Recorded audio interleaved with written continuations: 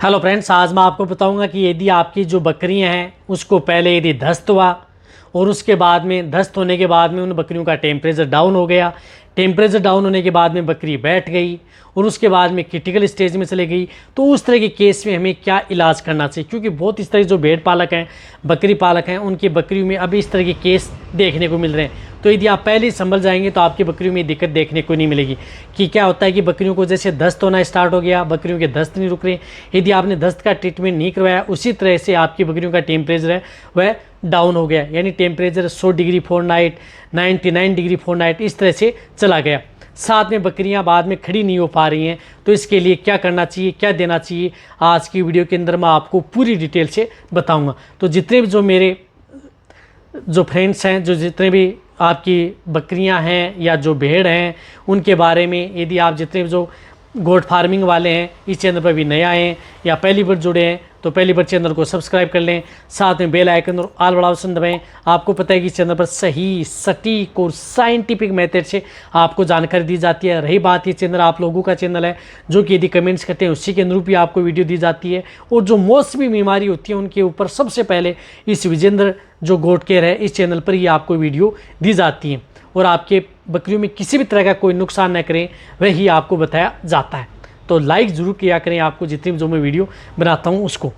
तो देखो, जब भी यदि आपकी भेड़ बकरियों में डायरिया होता है, डायरिया होने के बाद में यदि बकरी बैठ जाती है, देखो एक डायरिया भी भेड़ बकरियों के लिए बहुत खतरनाक होता है। यदि नॉर्मल डायरिया है तो उसको आप कैसे कंट्रोल करना चाहिए उसको भी मैं बता दूंगा कि आप क्या दे सकते हैं। लेकिन इस तरह की स्थिति हो जाती है डायरिया के साथ साथ, जब आपकी भेड़ बकरियाँ बैठ जाती हैं, खड़ी नहीं हो पाती हैं, तो आपको क्या करना चाहिए। क्योंकि जैसे यदि आपकी भेड़ बकरी बैठ गई तो उस स्थिति में आपको एक तो RL, जो RL ड्रिप आती है 500 ml में, जो RL आती है उसका उपयोग करना है। ये एक आप उस बकरी को ड्रिप लगवानी ही लगवानी है जब यदि आपकी बकरी बैठ गई है डायरिया होने के बाद, यानी दस्त होने के बाद में यदि आपकी बकरी बैठ गई है, तो आपको अपने वेटरनरियन को बुलाएं और उनसे आप ये ट्रीटमेंट करवाएं। जो ट्रेनिंग ले चुके होते हैं वो खुद इस तरह का ट्रीटमेंट करते हैं। तो आप उस स्थिति में एक तो RL आपको उसको ड्रिप लगानी है, और RL के अंदर आपको क्या देना है कि आपको जो ट्राइब्यूवेट इंजेक्शन आता है, ट्राइब्यूवेट इंजेक्शन आता है जो vitamin B1, B6 and B12 का जो इंजेक्शन आता है, वह इंजेक्शन इस ड्रिप के अंदर आपको डालना है।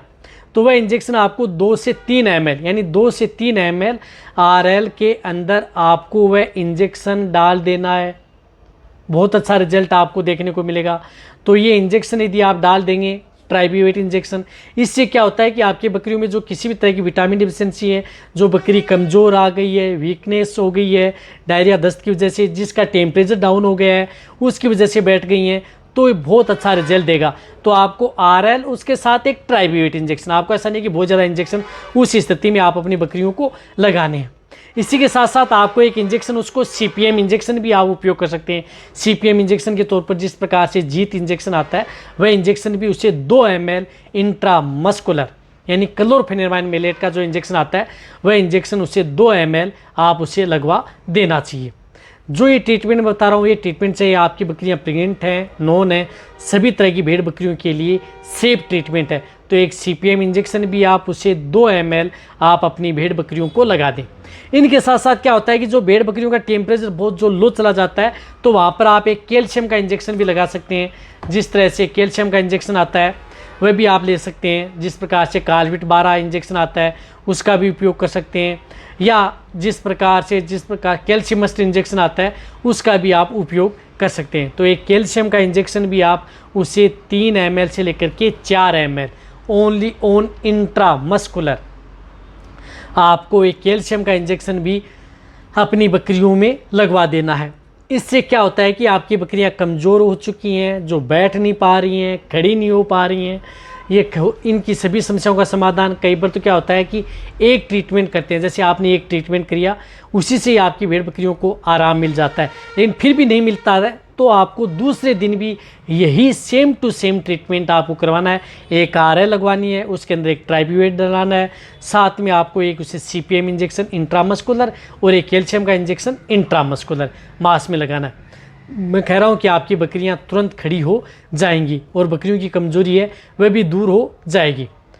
अब क्या होता है कि बकरियों को जिस प्रकार से डायरिया हुआ, दस्त हुआ, वह भी यदि कोई साथ में है, नॉर्मल है, तो उस स्थिति में आप उन्हें एक नेबलोन जो पाउडर आता है, नेबलोन पाउडर आता है, इसका उपयोग कर सकते हैं। जो कि नेबलोन पाउडर आता है, आयुर्वेदिक पाउडर है। इस पाउडर को 15 से 20 ग्राम आपको क्या लेना है कि ये नेबलोन पाउडर लिया, चाहे आप ट्रीटमेंट करते करते भी यदि आपकी बकरी में इस तरह की दिक्कत है तो भी आप ये नेबलोन पाउडर ले लें, जो भी कोई नुकसान नहीं करता है। 20 ml पाउडर लिया, थोड़ा बहुत पानी लिया 20 से 50 ml, उसको अच्छी तरह से घोल लिया और डायरेक्ट आप अपनी बकरियों को ओरली पिला दिया। तो ये नेबलोन पाउडर सुबह और शाम आपको 2 से 3 दिन आप अपनी भेड़ बकरियों को दे सकते हैं, जिन भेड़ बकरियों में इस तरह की यदि दिक्कतें हो चुकी हैं। तो ये पाउडर है, सभी तरह की भेड़ बकरियों के लिए सेफ रहता है, नुकसान भी आपकी भेड़ बकरियों में नहीं करता, चाहे आपकी भेड़ बकरियां प्रेग्नेंट हो, नॉन हो, कोई भी नुकसान आपकी भेड़ बकरियों में नहीं करता है।